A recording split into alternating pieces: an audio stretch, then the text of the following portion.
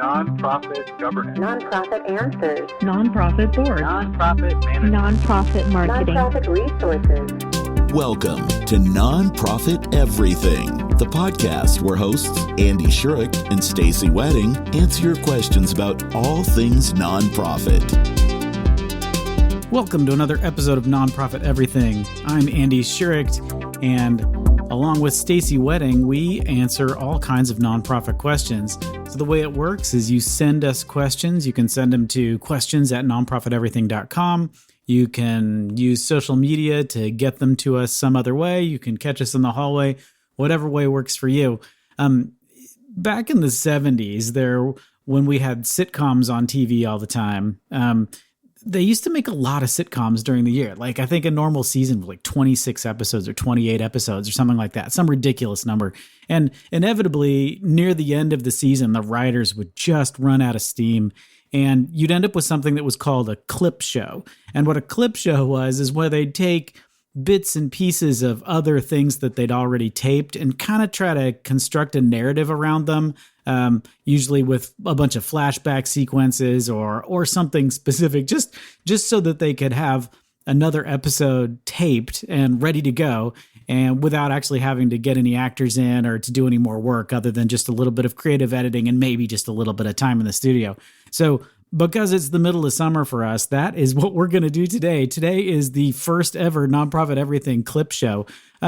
We decided not to just take an old episode and replay it because it's a podcast. You can do that anytime you want. You can check the archive. You can search for topics you want to find by typing into that search box and get all kinds of topics over the 157 episodes that we've done so far. But this time we thought we would maybe curate some that had a theme to them. This is something that's kind of popped up in the news lately about nonprofits are speaking out about things and receiving blowback for some of the things that they're speaking out about. And Stacey and I looked, and we've got a couple of questions that kind of hit on similar topics. So we're going to bring those up for you today. But with that, let's jump into the first one.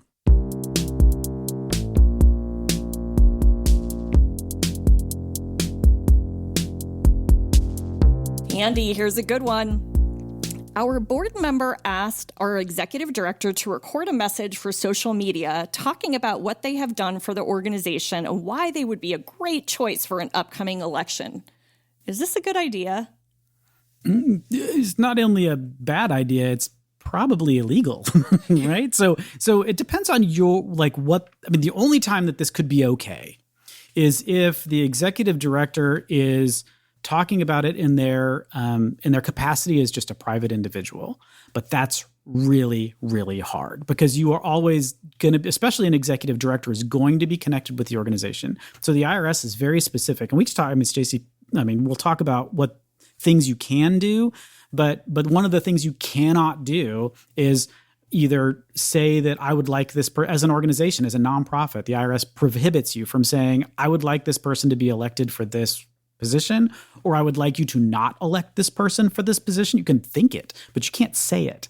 You also can't say anything about particular laws, like, they're voting on this. I would like you to vote yes on this, or I would like you to vote no on this. If something's been enrolled and you can't even say out loud, I would like the governor to veto this, right? You cannot have an opinion on legislation or on people that are running for office as a nonprofit. It's not allowed. Yeah, and there's some great resources that we'll put a few links in the show notes that I did my own research on this because I knew the general answer, but I thought let's dig deeper because there's a lot of nuances when it comes to advocacy, lobbying, what is and isn't accepted. And so it kind of falls into two buckets, right? Nonpartisan election activities and partisan election activities, right? And it's the nonpartisan election activities that are okay. So as an example, that would be some voter education, right? Like distributing questionnaires, nonpartisan questionnaires to some of the candidates running for office. Maybe attending town halls or other forums to raise awareness about the importance of your issue. And that kind of thing is absolutely permissible. Direct lobbying, grassroots lobbying, that gets into other more complicated things, but still those are absolutely acceptable within this kind of nonpartisan election bucket.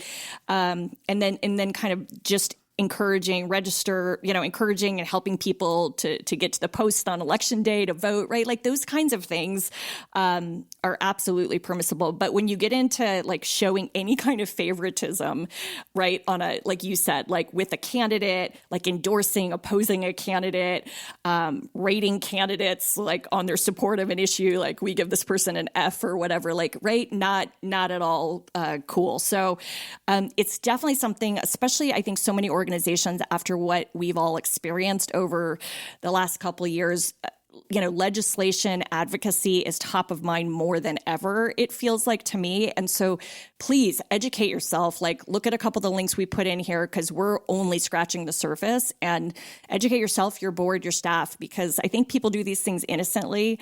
And your board member who asked you to do this, that's always a sensitive situation, right? Because they want you to endorse them. That's going to help their campaign. And you're just going to have to educate them too, because I'm guessing they probably didn't realize, and they're not looking at it from the nonprofit lens. They're looking at it from their I want to get elected lens, and I'm an active board member of this nonprofit. But right. They're actually putting you in jeopardy. So don't do it. Yeah, it's against their fiduciary duty, honestly.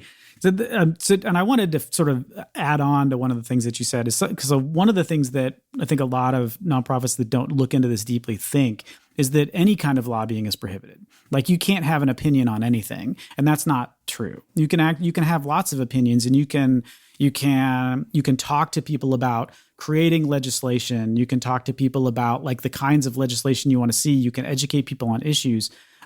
You just have to record that. And if it's something that, and the IRS is cagey about it, right? There's no like, if it's 10% of your expenditures, you can't do it, right? It's like, I think the word is insignificant, yes. Right? And insignificant means different things to different people. The IRS definitely has an opinion on what they think that means, but you can actually file a form with the IRS that says, we intend to lobby. You send it to them. You say, we're going to lobby on the issues that are important to us. Just we're making you aware. And then on that tax form, when you do your 990, there's a separate piece you fill out about how much you spent and what kinds of things you were lobbying on. So you're kind of making it explicit that we know we're doing this, which is a good thing to do, I think, from an accounting yes. perspective. We know we're doing this. We're not going into it blindly or confusedly. We're explaining that we understand how we do it, and this is how much we spend on it, just so you can check our work, right? Which is always good. So I wouldn't take away like, be careful, you don't understand it, don't do anything. It's more like the rules are complicated. Yes. And you should probably if this is something that's important to your nonprofit, and it honestly probably should be, you should probably spend some time digging into it to make sure you know what you can do. And what's allowed. From what I recall, Andy, that form you're talking about, I think it's a 501H election. Does that sound? I think that's right. We will put the official link in the show notes because our memories aren't that great. It's a pretty simple form, if I remember. It's like the 501H. It's an election. It's a 501H election, and you say I'm going to lobby, and then you just when you do your 990 every year, there's a piece that goes with it that explains what you did.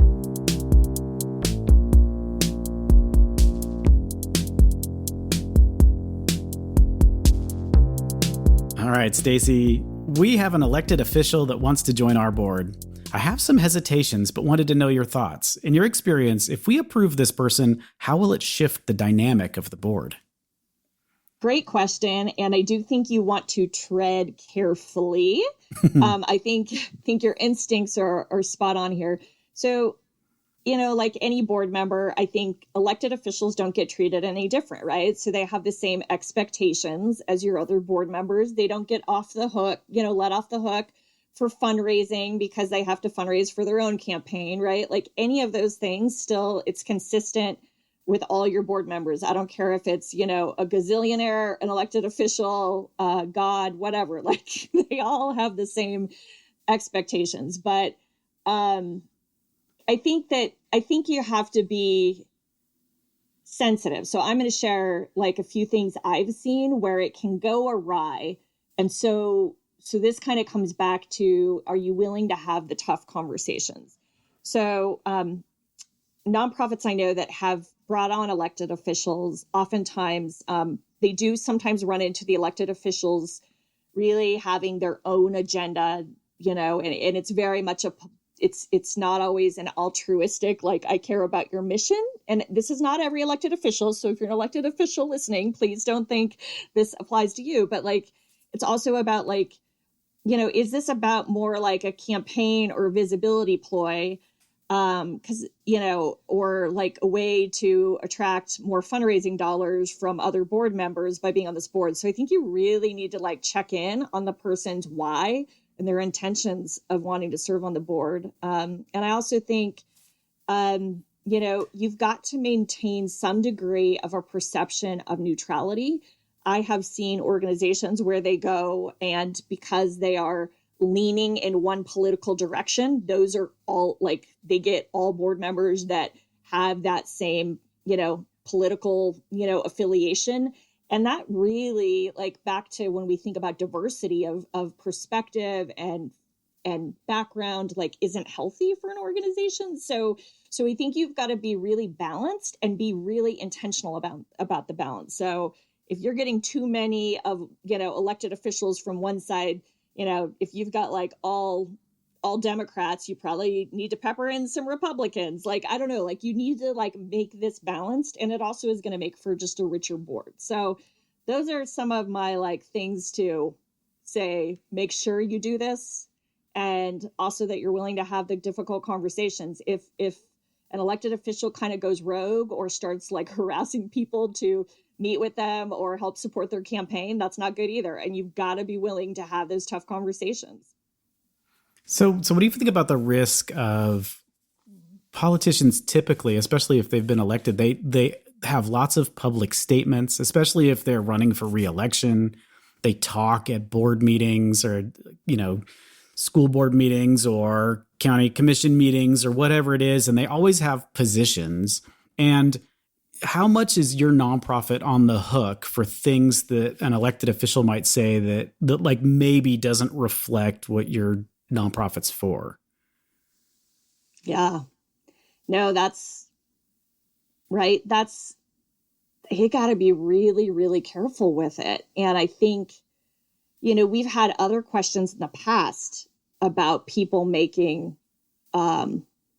even political statements, board members that aren't elected officials, right? Making political statements on their social media.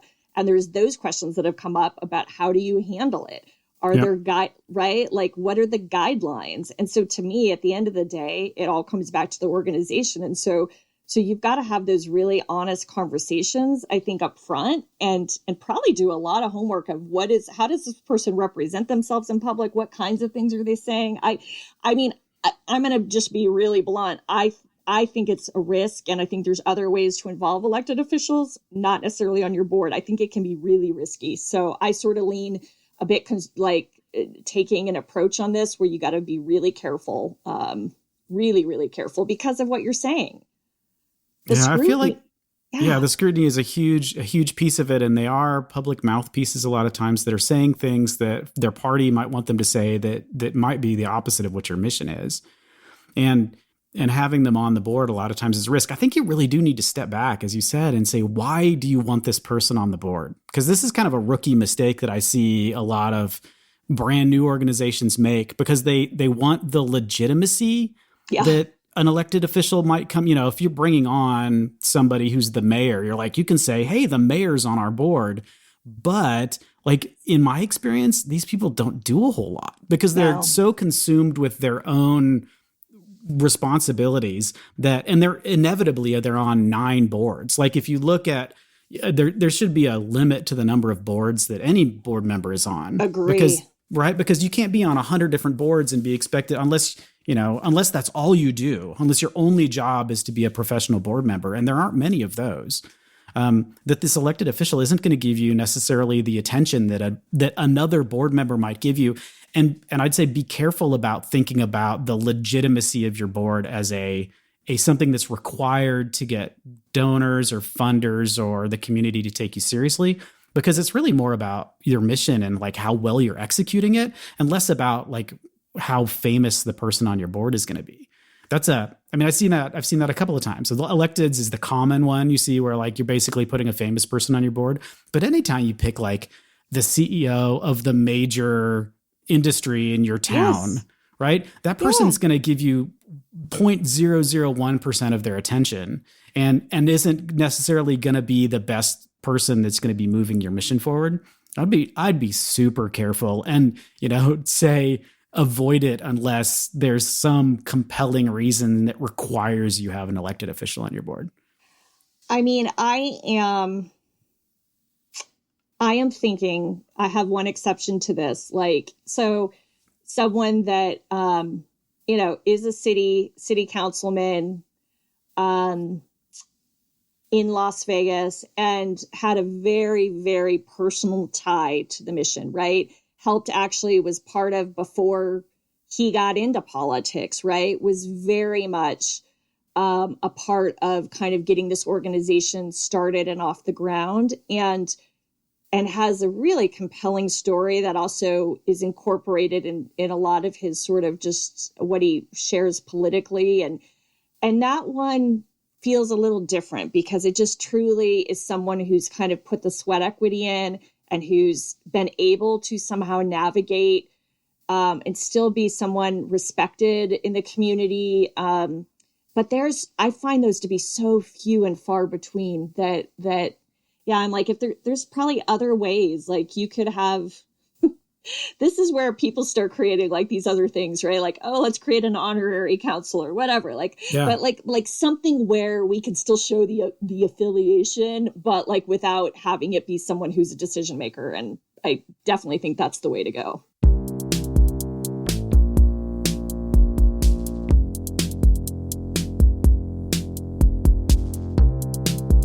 So, Stacey, I'm going to ask you this next question because, as I was just saying, I'm really curious to find out what you have to say about this one.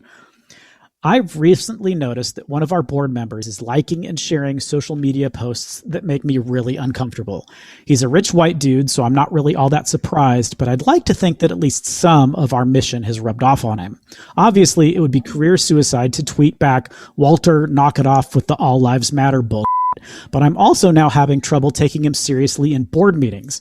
Is keeping this guy on our board a danger to our organization, or should I just quietly unfollow him? Oh, I have such a heavy sigh with this, right? Oh, it's so awful. I actually think social media can be such a curse. Like people that I liked before, and then I see their social media post, I go, yeah, you're off the list, right? Anyway. Okay, so a couple of thoughts. I actually think I'm going to get to your questions, but I'm going to take it a little bit from a larger standpoint. I think that you really need to tackle this. I don't know what your role is in the organization. I think that you would be doing your organization a disservice not to share this with the executive director or your supervisor or however your structure is. And hopefully that person then would, if it was the ED as an example, they would talk to their board chair about it. And here's why.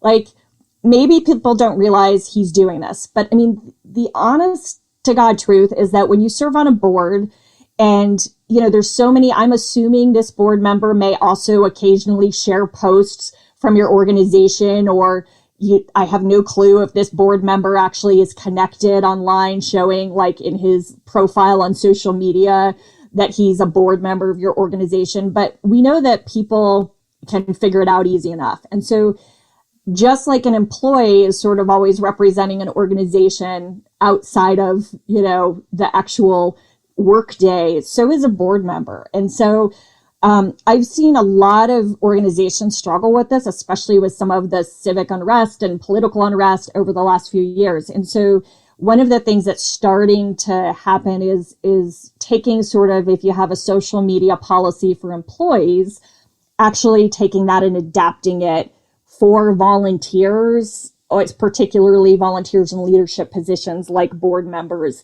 and talking about why you as a board member want to reflect, well at all times. Now, I also get there's free speech. Everyone has a right to their own beliefs and opinions. And so there's that piece of it. But I do think you take a responsibility when you're serving for the public good to realize you're wearing a lot of different hats. So like I said, I think the industry is starting to look at this as creating problems. I've had a client before that has said that a donor saw what one of the key board members was posting and literally chose not to give to the organization. So it can impact the organization in a lot of different ways. whatever side of the fence you're on. And so, there's also ways to sort of, anyways, I just think sort of having that conversation as an organization about what's appropriate conduct and, what's appropriate with social media and stuff and talking about it is sort of a starting place. And that really needs to happen. Of course, like board leadership and a board chair needs to bring that up, in my opinion. You as an employee are not going to be well served to go head to head with this board member who you can't stand. But I also think that you have an obligation to share what you're seeing, because if it's making you uncomfortable, it's making other people uncomfortable. Yeah. So this question came in like 3 weeks ago. And after I first read it, I think this has been bothering me. This question has like seriously been keeping me awake. And I think about like, what on earth are you going to do? So, on one hand, like one of the things that I think is good about this, if I could come up with even just like even like the most tangentially positive thing to take away from this, is that now like if you didn't know before about this particular board member and his mental illness or whatever it is that's making him do this, now you know. And and while I don't know that, Stacey, your idea for a board social media policy, I think that's smart, but I'm wondering if somebody who's doing this, if they would even think that applied to them, because the reason that someone would respond this would behave this way on social media, even if it's just retweets and likes and that kind of stuff, is because they're so either oblivious to reality or they just don't care. And they're so like baked into whatever, alternative reality media ecosystem that they're bathing in, that they actually think that, like, because who at this point, like literally, who at this point would ever like go with all lives matter without understanding the additional baggage that goes along with that sentence? I don't think you can do it accidentally at this point. I mean, unless like maybe Walter, I mean, if his name is not Walter, but maybe Walter is 96, right? And someone needs to explain to him why saying that is not polite or offensive or inaccurate or whatever polite way you could say knock it off, right? Just the same way you deal with your grandmother, right? When she says crazy racist things, it's like, Grandma, no. Like, right. You have to have that same kind of conversation with this board member, maybe. And you're right. It's going to be the board chair that's doing it. If this person is not senile or just doesn't know better, if this person really does know better, I would find a way to get a different board member.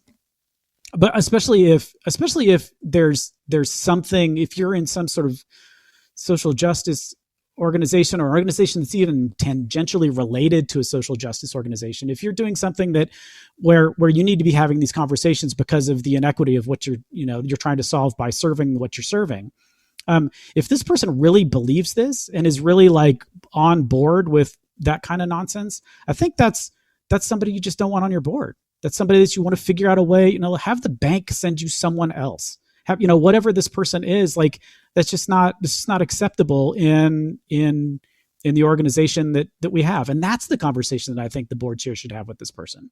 And it should be, with my instinct is probably the same as yours, is like, we need to have a policy. like what's the first thing you do? Oh, let's put a policy, right? But beyond the policy, someone needs to have an honest conversation with this guy, and say, look, if you're going to be doing this, it's going to be 100% reflecting badly on our organization. Like, you signing the policy probably isn't enough of an incentive for you to change your behavior. Because if you're doing this, you're doing it intentionally. And if you're doing it intentionally, you're not welcome on our board. So, Andy, like you, this question really bothered me, and I was up at night thinking about it too. And I did sort of my own gut check, but I also looked and did some research online because I'm a nerd like that. And I found some language in a policy that I do want to read because I think it's potentially something that our listeners could use. So like I said, a lot of organizations are taking kind of their social media policies for employees and applying them to whatever they want to define it as, to board members or to some level of volunteer that's, active volunteers. And so some language to potentially use. Ultimately, you are solely responsible for what you post online. Before creating online content, consider some of the risks and rewards that are involved.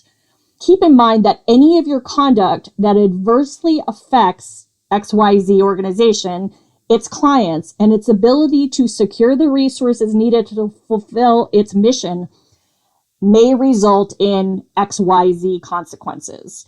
So I honestly think, though, that it's not just like a policy that no one's going to listen to. Like, I think it really stems from a conversation and also being really clear with expectations up front, because I think a lot of board members I don't think they even think for the most part about what they're posting on social media. Maybe that's a personal view. And I don't think they think about the repercussions of that based on their board service. So to me, I think there's like a really healthy dialogue, especially in this day and age we're living in, with social media being, everybody is on usually some sort of social media channel, like talking about it. So when there's a policy and you're looking to, recruit new board members, talking a bit about, hey, and just so you know, we look at you, you're a representative of this organization. I've worked with organizations to create a code of conduct for their board members, because board members it wasn't even social media, but board members who get into legal matters in the community or end up in really bad situations on the front page of the paper.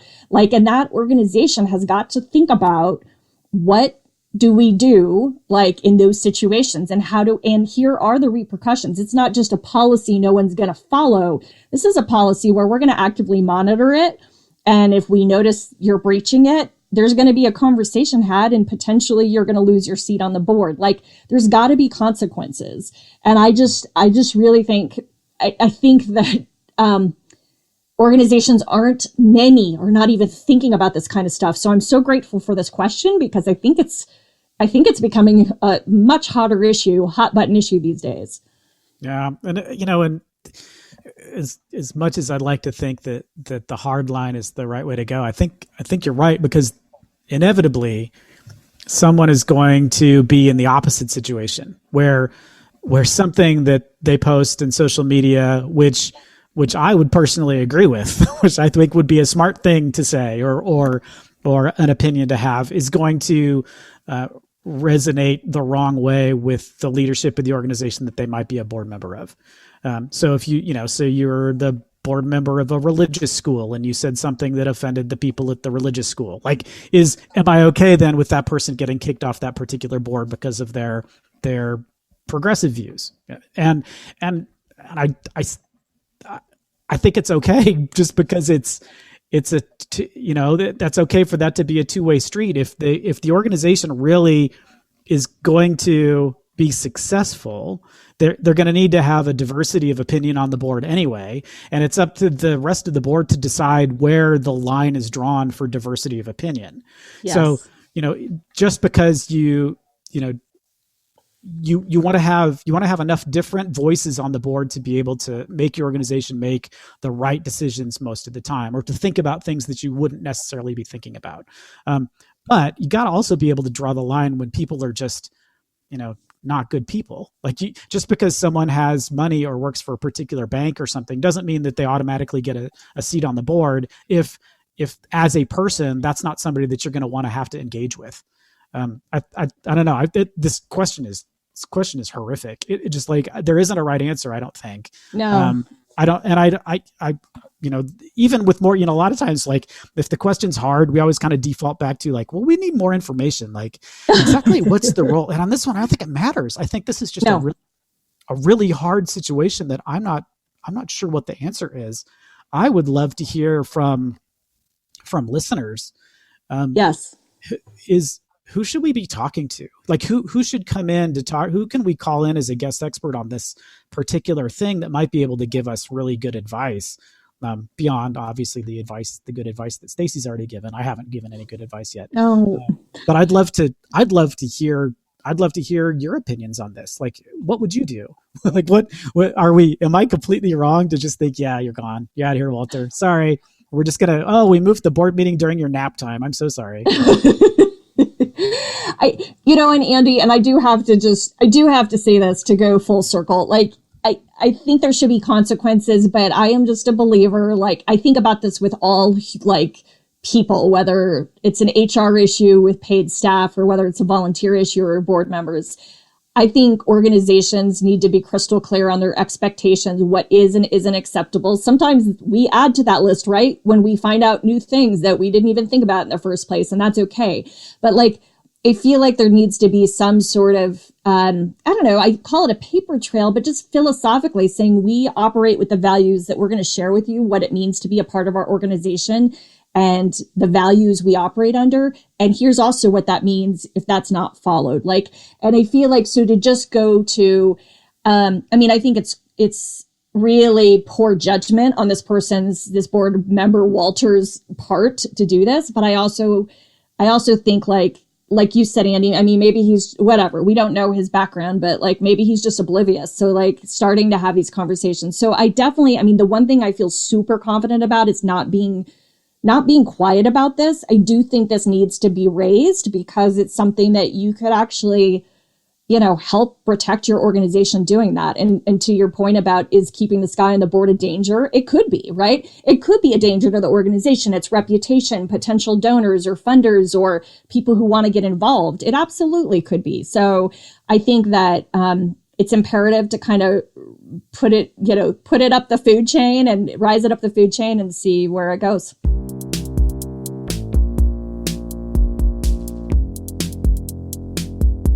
Well, when you have 157 episodes to choose from, there's an awful lot of material to sort of fish through and go, what's interesting? So this is what Stacey and I picked. As we said at the beginning, this is all available on the Nonprofit Everything website. If you go there, there's a search button. You actually have to scroll all the way down to the bottom, and then it can let you search by topic. And every episode that's in there has a handful of tags that are attached to it, and you can come up with some pretty interesting stuff. Also, with each one of the episodes, if you're looking at it from the webpage, you can click a link that takes you directly to the questions. So if there's 3 questions in the episode and you only want to hear one of them, you can just click that and it'll automatically cue to the beginning of that question. You don't have to sit through 2 other questions that you're not interested in if you just want to get specific information. So go ahead and do that. There's a ridiculous amount of stuff on there that's getting to the point where Stacey and I are getting questions that we're pretty sure we've answered before. Actually, we know we've answered before, and we will continue to just answer those again. But I think it's a pretty cool resource at this point. There's just so much on there.